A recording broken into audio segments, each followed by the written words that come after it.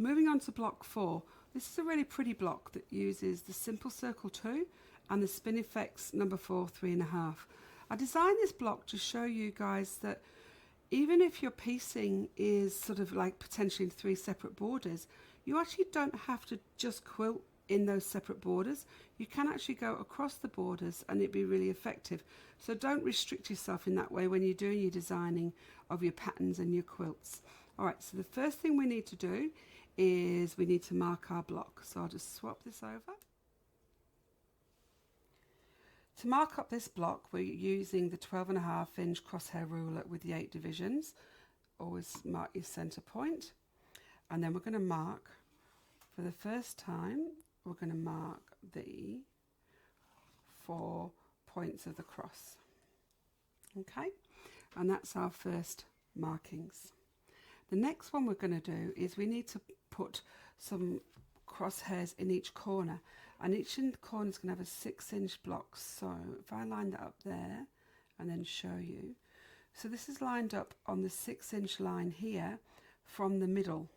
The reason we do it from the middle like that is that we've got room on the outside where our binding is going to be done, or our sashing, because if you just lined it up smack bang in the middle of that block, it actually isn't in the middle, because you've also got that space on the edge for the binding, so it's actually slightly off center. So you need to make sure you line up from the middle. Okay, now we're going to do again our dot so we know where the center is, and now we need 8 lines in each corner. 2, 3, 4, 5, 6, 7, and 8. So you can see those lines there. Then we move over to the next one, again lining the 6-inch in the middle here, and then we're going to do our lines again. You're going to repeat this for each corner.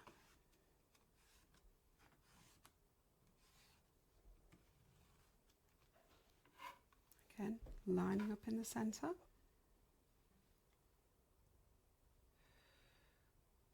Allows space around the edge.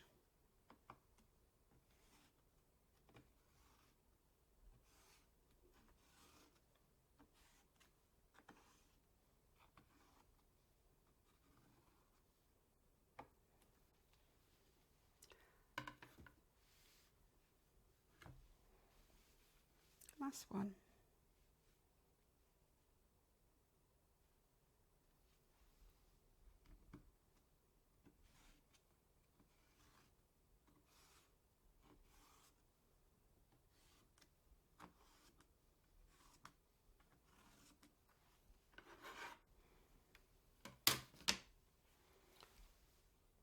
There's our block all marked up ready. The circle is the first design that we put into this block. We're going to start and do a complete circle in the middle. We've started over this side so that that complete circle can start and finish here, and then we can continue on and do our continuing circles along this line. So we're lined up, my thread's being brought up, and away we go.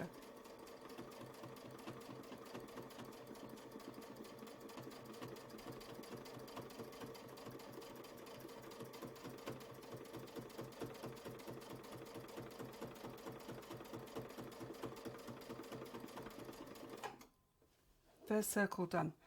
Now these ends are going to get sewn over a couple of times, so I can just snip those off close to the foot and I'll tidy that up later. Now when we're doing this, the next circle, we want to make sure that this line here is lining up with our horizontal line, and the template will actually be on the edge of the block, because if it was off it would be like this and it wouldn't be in the right line. So we're going to make sure that that's nicely lined up, and we're going to do a half of a circle.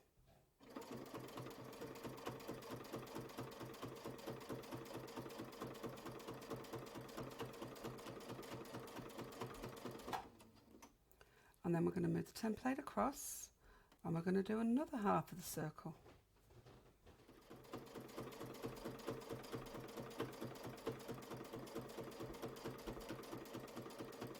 Now as you come up to the line, this third circle is going to go off the block. The reason we do this is so that it ends up, the stitching line that goes out ends up within the binding. And so it's just another thing to show you guys what you can do with your circles and any lines that go off the page. So I'm going to go like that. I'm going to then scoot up the side of the quilt or in the sashing. I haven't moved anything, so I can just make sure and come back straight to the point and stop there. So that's that half circle done. Now I'm going to go back and line up the semicircle so we can do it over the top. What I like to do is, again, using my little stitching line disc, pop it on the dot that I know I want to get back to. Make sure everything's lined up. Now I know I can see my stitching is coming exactly through that hole, so that when my foot goes round there, it will come exactly into that hole there. So I'll move that out of the way.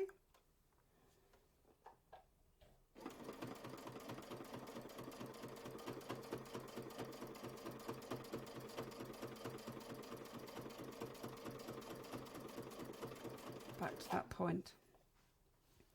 And then I'm going to come across and again line it up. It's worth taking the time because it really helps you line up your circles beautifully. You can then make any adjustments, so that any adjustments are good to make perhaps when you're at the top of the circle, but not when you come and make the join. Now what we need to do is go around this circle to come, because we want the circles to come down here now. I always travel the least distance, so if we came all the way to here, that's travelling over a full half circle. With this one, we're only going to travel a quarter. So I'm going to put that on the line, line that up, and we're going to travel over the existing line. Whenever you're travelling over existing lines, always make sure that you give yourself time, go nice and slow, and keep it as almost stitch by stitch by stitch.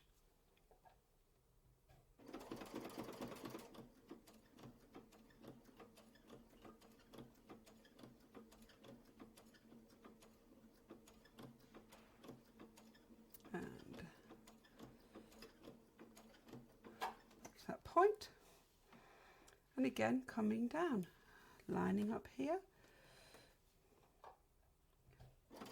and doing the half circles.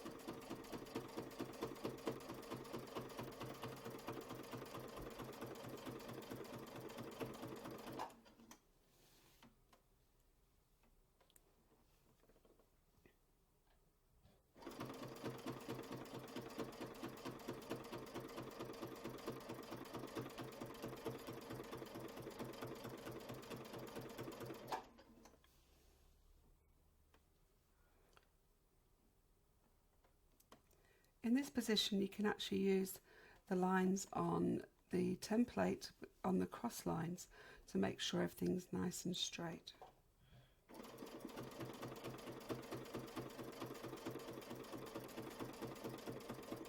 Travel across. Template hasn't moved, so we know we can go back up to that point. And I'll just turn it around so you can see what I'm doing going back. Lined up on here and here. Disc in the middle. Move it out of the way.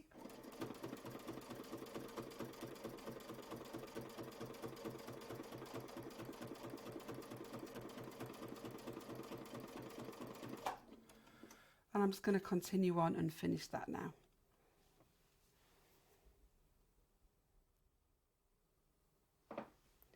Here's the first circle design that we've completed, and as you can see, it goes nicely along a nice border, so you could actually use that on your quilts at home. The next thing we're going to do is use a spin effect.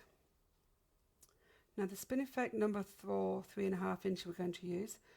What we're doing this time is centering the foot and the needle in the bottom part here and not using the pin.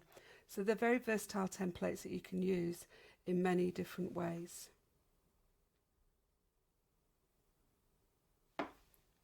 I've brought my threads up, and now what I'm going to do is use this little petal shape to create a really neat little flower. So I'm going to complete the first one.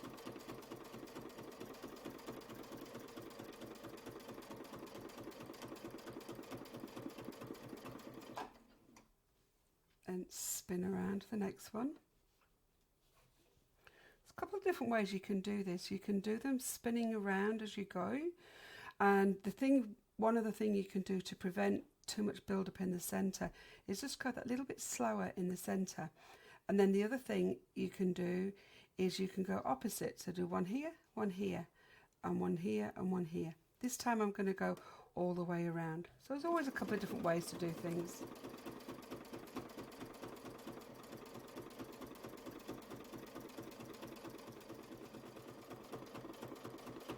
Nearly there. It's a nice little neat design that you can do with any of the Spinifect designs, and they're very quick, very easy.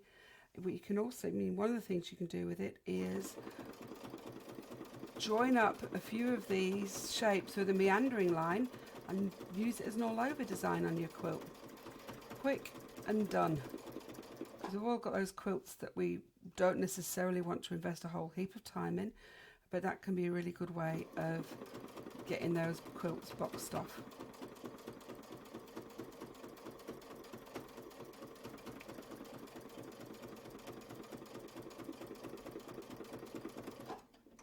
Finished. As you can see from the finished runner, we've completed this little Spinifect design in each of the corners, and that's that block done. Number 4 ticked off.